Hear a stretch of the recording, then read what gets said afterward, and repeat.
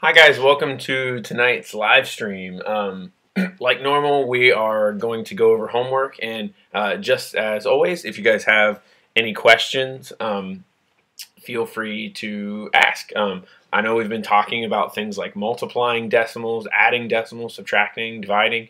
So if you have any questions about any of that as we're going along, there's a lot of chance to practice that tonight.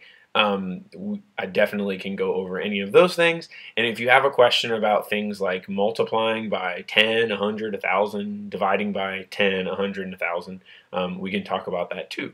And we will as we go along. In tenths, centimeters, and our diagonal or our hypotenuse is 6 centimeters. Now what I'm going to do here is to find the perimeter first. Remember, just the perimeter is just the space around the outside. So I'm going to add 4 7/10 plus 3 32/100. And remember, if we're looking at 4 7/10, if I want to add a 0 in the hundredths place here, I can, and it's still the same number because 7/10 is the same thing as 70 hundredths. And I'm going to add to that 6. Now, the one thing I want you to remember about this 6 is this is 6 wholes. So when I'm adding 6, I'm going to add 6 wholes. And remember, I can put a decimal and 2 zeros there, and it's the same number. So I'm going to add those together. 6 and 4 gives me 10. 3 and 1 give me 4. So 10 and 4 is 14. Bring down my decimal.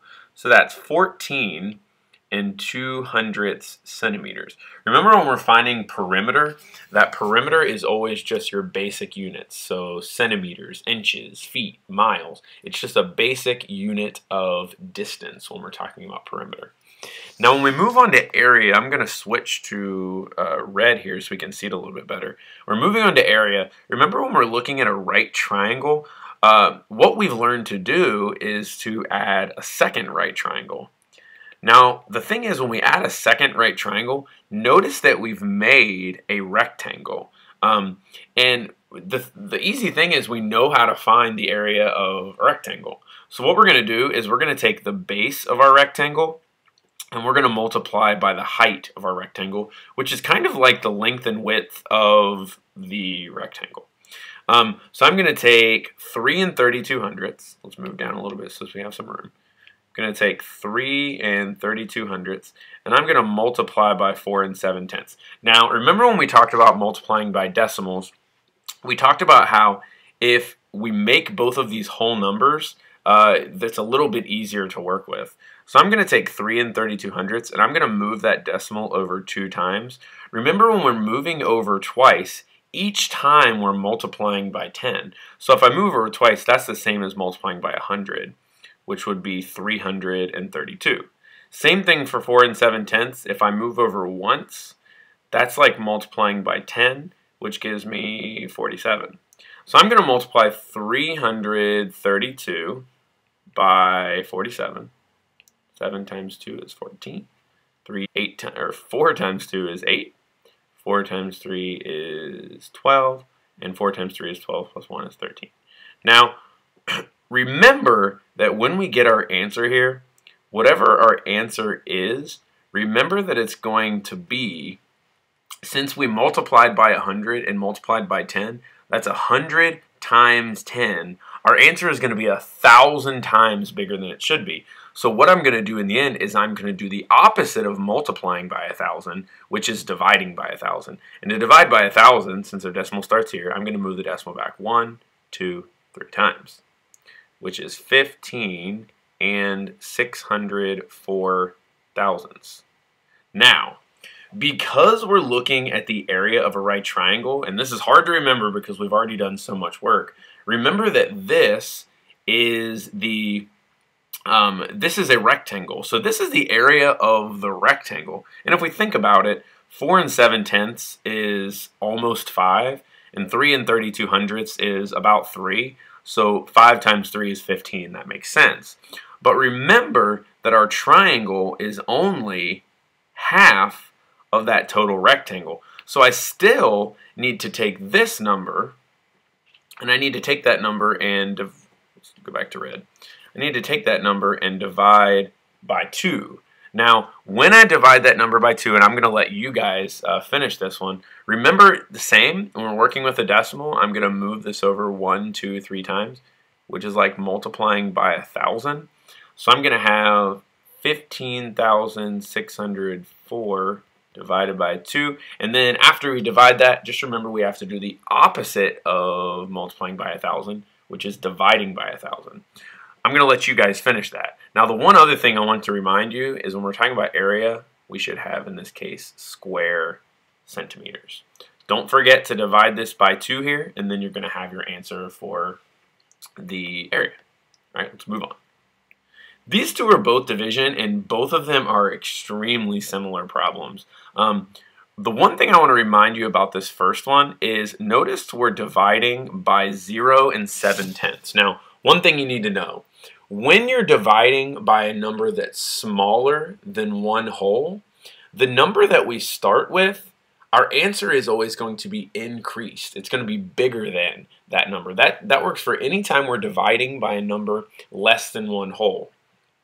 Interestingly enough, when we divide by a half, it's the same, and we've talked about this in class, is multiplying the number you started with by 2. So when we're dividing by 7/10, it's not quite as big as multiplying it by 2, but it is making it bigger. So let's look at that and how that works. So we have 44 and 66/100. I'm going to move this decimal over 2 times, which means I multiplied it by 100. And for 7/10, I'm going to move it over once, which means I multiplied it by 10. Now I have 4,466 divided by 7, which that's 2 whole numbers that are easy to work with. So I'm going to go 2 things that I keep reminding you guys to do that I'd like to see you do. Put down your decimal or your place value markers there just to remember how many digits you're looking for. And then up here to the side, try to put down some multiples. I think that's really helpful, and I think if you guys are doing this, I think it's going to really help you with your division. How many 7s are in 4? None. How many 7s in 44? 1, 2, 3, 4, 5, 6. 42. Subtract and get a 2. Bring down my 6.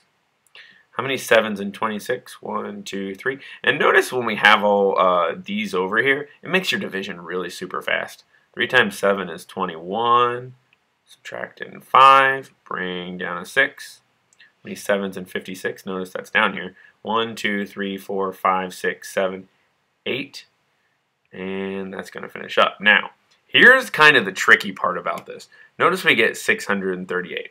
Now remember I said that when you're dividing, if we multiply both of these by the same number, for instance, if I had multiplied them both by 10, it would be like we multiplied this one by 100 and this one by 10. So that's like 100 divided by 10. That means that let's move on to the second one here. Second one, since we did in my division problem 1,000 times bigger, so that means in the end I'm going to have to do the opposite of that, which is dividing by 1,000. So again, I'm going to put down my place value markers, and one thing I'm going to use is this is divided by 7 also, so I can use this same list over here. I'm going to let you guys finish this division problem on your own, but remember whatever you get in the end, since we multiplied by 1,000 here, you're going to have to divide by 1,000 in the end, which is about this one. Notice it says find the product. The product is like taking your 2 numbers and multiplying those 2 numbers. So basically all I have to do is multiply this by this. So 6 and 62/100 by 4 and 5/10. Nope. Let's go back here. Let's erase. I went to the one I'd already done, guys. Sorry about that. 6 and 62/100 by 4 and 5/10. When we do that, write that down one more time.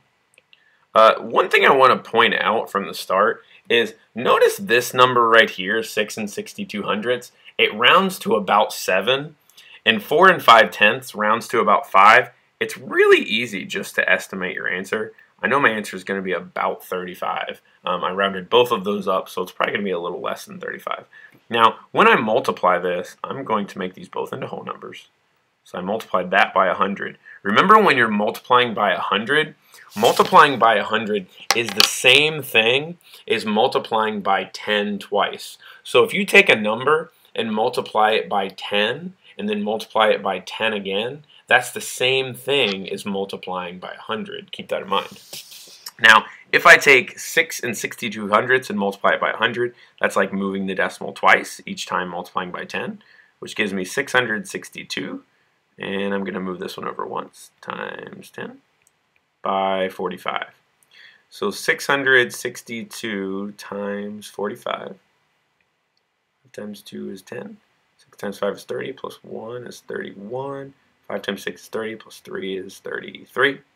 Put down my 0. 4 times 2 is 8. 4 times 6 is 24. And 4 times 6 is 24, plus 2 is 26. Add those together, guys. And we get this. Now, one thing we got to remember is because we move the first decimal over 2 times, which is like multiplying by 100, and then the second one over once, that's like multiplying by 10, we're looking at 100 times 10, which means our answer is 1,000 times bigger than it should be.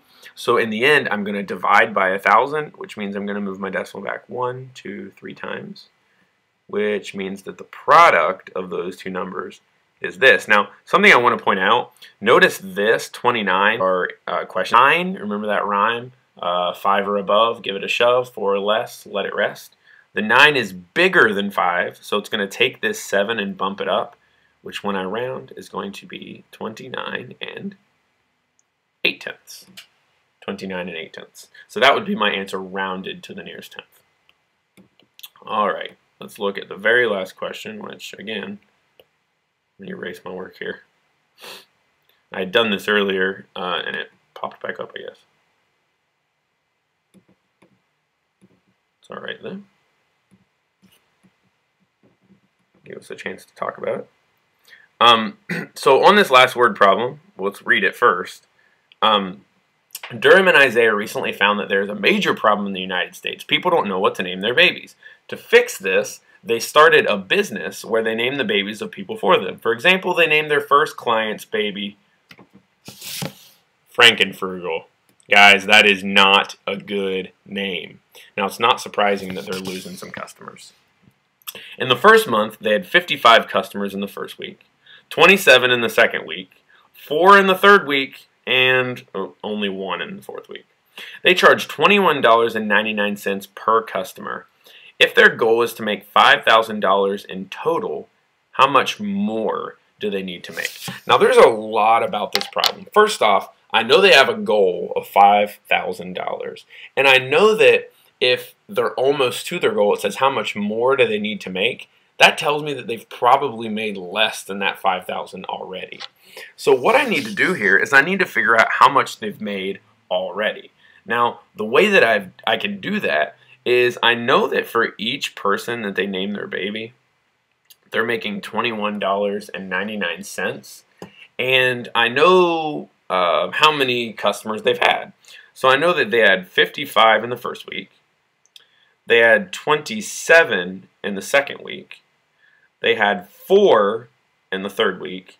And they had 1 in the fourth week. So altogether, 12 and 4, 16 plus 1 is 17. They've had 87 customers total. Now remember, all 87 of those customers paid this cost, $21.99. So in order to figure out how much money that they've made, I'm going to do $21.99, and I'm going to multiply that by 87. Now remember, when we're multiplying a decimal by a number, we still want to use that same process to make this a little bit easier. So I'm going to move this decimal over 2 times, which is the same as multiplying by 100. So 2,199 times 87. Now, I'm going to get an answer here, and I'm not going to go further with this problem with you guys because I think that you can finish it. I'm going to get an answer here, and since I multiplied this number by 100, remember my answer, the decimal is going to have to be moved back twice, which is dividing by 100 or dividing by 10 twice. Now, that's going to tell me how much money that they made.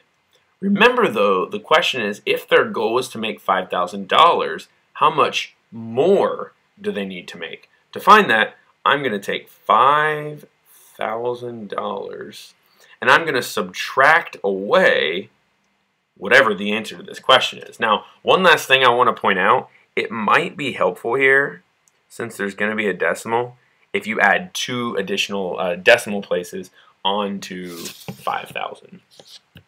Really nice job. I hope you guys were helped out a little bit by that tonight, and I really think that I'm going to... Decimals are hard, but we can do it, guys. We can do it as long as we're putting in some hard work.